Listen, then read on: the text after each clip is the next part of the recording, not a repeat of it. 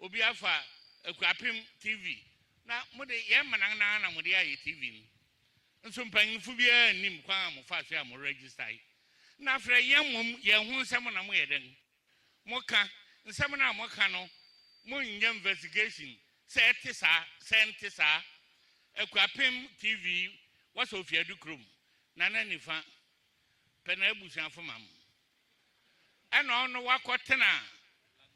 London ena nkrofo money information on nhwa na wa kyerɛw na nse ya odemeni ose ade oyo enye fe ode kamenkun amaseme no ode se ayero kwa no de kan no de maso so na me no me fa se ne mani ni egwere enti maka se mbesiw no